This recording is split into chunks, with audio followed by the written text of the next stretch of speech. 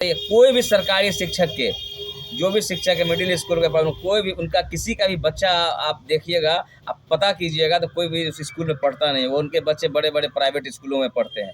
आप साथ ही साथ प्रिंसिपल हो या टीचर हो, उन लोगों को लाखों रुपया सैलरी मिलती है। अगर उसका 10% भी उस बच्चों को अगर पढ़ा दें तो बच्चे कोई भी जो है किसी दूसरे प्राइवेट स्कूल में या किसी दूसरे कॉलेज में स्कूल में जाने की आवश्यकता नहीं होगी। उसी व्यवस्था 20 साल में अगर हमारे माननीय मुख्यमंत्री जी इस पर ध्यान देते तो आज ये स्थिति नहीं होती।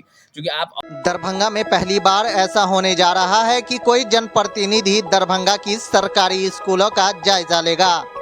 जी हां, वह कोई और नहीं, दरभंगा के वार्ड 31 के पार्षद नफीसुल हक उर्फ रिंकू हैं। वह कल से ही एक एक कर हर वार्ड में जाएंगे और सरकारी स्कूल का जायजा लेंगे। वह देखेंगे कि सरकारी स्कूल में क्या पढ़ाई हो रही है या सिर्फ खाना पूर्ति चल रहा। यही नहीं, जहां पानी की व्यवस्था नहीं है, जहां बैठने की व्यवस्था नहीं है, उन सभी का एक लिस्ट तैयार करेंगे। उसके बाद उसे आगे तक पहुंचाने का भी काम करेंगे। आइए सुनाते हैं नफीसुल हक उर्फ रिंकू ने इस पर क्या कुछ कहा है। शहर के प्राथमिक विद्यालयों, मध्य विद्यालयों की जो स्थिति है, आप लोग हमसे भी ज़्यादा अच्छा आप लोगों को पता होगा। आप खुद देखिए, जितना भी शहर का जितना भी विद्यालय है, चाहे वो सरकारी विद्यालय +2 माध्यमिक और उनको छोड़कर जो प्राथमिक विद्यालय हो, मिडिल स्कूल हो, आप वहाँ देखिए बच्चों को बैठने के लिए बेंच नहीं। बच्चे ठंड हो या गर्मी ज़मीन पर दरी बिछा कर बैठते हैं।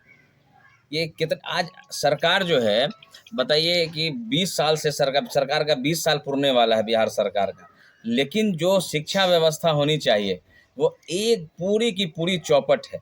शिक्षकों का वेतन लाखों रुपए से कम नहीं होगा, लेकिन कोई भी बच्चा ना ड्रेस में आता है। अगर शर्ट वाइट पहने हैं तो पैंट उनके पास नहीं है, पैंट अगर ब्लू हो तो शर्ट नहीं है। बैठने के लिए उनके पास ज़मीन नहीं, ज़मीन पर मान लीजिए बैठ के, इस ठंडे हो या गर्मी में बच्चे कितनी तपती हुई ज़मीन पर बैठते हैं।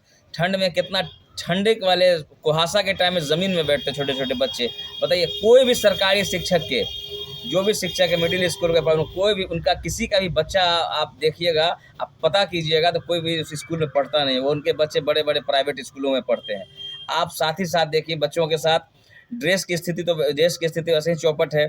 बेंच और दड़ी का तो समझिए कि मिडिल स्कूल में थोड़ा बहुत है भी, और एक ही क्लास में कितने, एक मान लीजिए एक कक्षा में कितने क्लासों का संचालन होता है। साथ ही साथ एक रूम में क्लास 1 भी, 2 भी, 3 भी, 4 भी, और ब्लैक बोर्ड। यहाँ देखिए छोटे छोटे ट्यूशन संस्था जो है वहाँ डिजिटल बोर्ड चलता है। यहाँ आज भी ब्लैक बोर्ड और चौक से लिखा जाता है, बच्चों को पढ़ाया जाता है।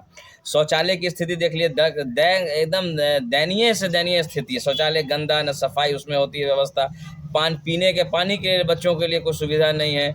और आप उसी में देखिएगा विद्यालयों में लगातार बरसात के मौसम में जल जमा होती है, सफाई की व्यवस्था नहीं होती है। और हम साथ ही साथ जो जनप्रतिनिधि हैं, कितने स्कूलों विद्यालयों में तो बिजली भी नहीं लगी हुई है। और जो भी जनप्रतिनिधि, मुखिया हों, वार्ड पार्षद हों, शहर में, ग्रामीण में, पंचायत में मुखिया, कहीं भी हमको नहीं लगता है कि हर महीने में एक बार शिक्षा समिति की बैठक होनी रहती है। एक शिक्षा समिति की बैठक भी समय पर नहीं हो पाती है। क्योंकि आप बताइए ना कि जिन शिक्षकों को, प्रिंसिपल हो या टीचर हो, उन लोगों को लाखों रुपया सैलरी मिलती है। अगर उसका 10% भी उस बच्चों को अगर पढ़ा दें तो बच्चे कोई भी जो है किसी दूसरे प्राइवेट स्कूल में या किसी दूसरे कॉलेज में स्कूल में जाने की आवश्यकता नहीं होगी। उसी विद्यालय से आप मैट्रिक और इंटर करके निकल जाएंगे। कम से कम सिर्फ 10 से 20% अगर शिक्षक ईमानदारी से बच्चों को पढ़ा ले। शिक्षक आती हैं तो ठंडे में रुई वो क्या कहते हैं, स्वेटर बुनती हैं, और जब आएंगे ऐसे तो पैर पर पैर चढ़ा के सब लोग सोए रहते, बैठे, कोई क्लास से किसी को कोई मतलब नहीं। तो ये शिक्षा व्यवस्था 20 साल में अगर हमारे माननीय मुख्यमंत्री जी इस पर ध्यान देते तो आज ये स्थिति नहीं होती। क्योंकि आप और सब राज्यों में देखिए जो शिक्षा की स्थिति क्या है। दिल्ली वगैरह में देखिए लोग प्राइवेट स्कूल छोड़कर सरकारी स्कूल में पढ़ना चाहते हैं। तो कम से कम, और हमारे जो भी MP MLA ये लोग भी देखते हैं कि इंटर +2 स्कूल में, माध्यमिक विद्यालय में जाते हैं, शिक्षा समिति उन लोग की जो बैठक वहाँ होती है। लेकिन इस छोटे स्कूलों में ये लोग आते भी नहीं, नज़र भी नहीं लगता। वास्तविक स्थिति आप लोगों को पता होगा क्या हाल है शहर के स्कूलों का। और शहर तो शहर छोड़ दीजिए, ग्रामीण स्थिति, जो शहर तो मान लीजिए शहर में तो है ही स्थिति बुरी, और इससे बद से बदतर हाल ग्रामीण पंचायतों में क्या हाल होगा वो भी आप हमसे अच्छा आप बता सकते हैं। इसके सुधार के लिए आप क्या कदम उठाने? देखिए, हम तो आप लोगों के माध्यम से पहले पूरे शहर का एक बार हम आप लोगों के साथ एक विजिट करके दिखाना चाहेंगे। देखिए क्या क्या किस किस स्कूल में क्या समस्या है। जो इतनी बातें हमने बोला है उसमें कोई कमी नहीं होगी। वो होना ही होना है सारे शहर के स्कूलों में। अगर उसमें से 100 स्कूल अगर होगा तो मुश्किल से 10 या 15 स्कूल के अंदर आपको ये व्यवस्था नहीं होगी। मान लीजिए थोड़ा सही होगा, और नहीं तो 90% स्कूलों में जितने 90% स्कूलों का जो है बद से बदतर हाल है। बच्चे बस प्लेट लेके खाना लेने के लिए आते हैं, ना उसके पास ज़मीन में बैठ कर खाना खाते हैं और न ज़मीन में बैठ के पढ़ते हैं। यही स्थिति है, यही व्यवस्था है शिक्षा विभाग की।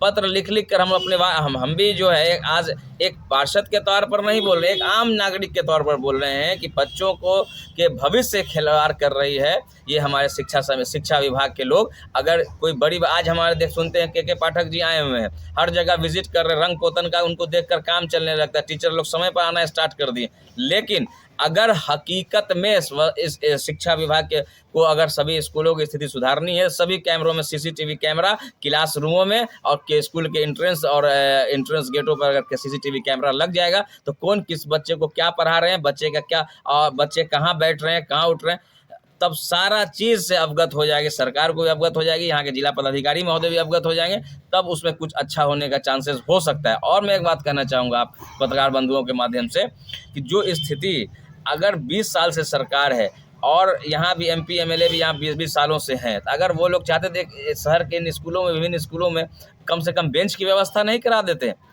जहाँ जर्जर स्थिति है, कहीं करकट पर स्कूल चल रहा है, करकट से पानी चू रहा है, इसको कौन देखने वाला? उस बच्चे जिनके गार्जियन उस लायक नहीं है, पढ़ाने के लायक नहीं, गरीब गुरबा लेबर मजदूर का काम कर रहे हैं, बच्चों सरकारी स्कूल में दे रहे हैं, कम से कम बच्चा कुछ सीखे। लेकिन जो वहाँ शिक्षकों के वजह से सही से शिक्षक जो उस बच्चों पर ध्यान नहीं देते हैं, सिर्फ खाना पूर्ति करके चले जाते हैं, बच्चों का अटेंडेंस पूरा करके चले जाते हैं।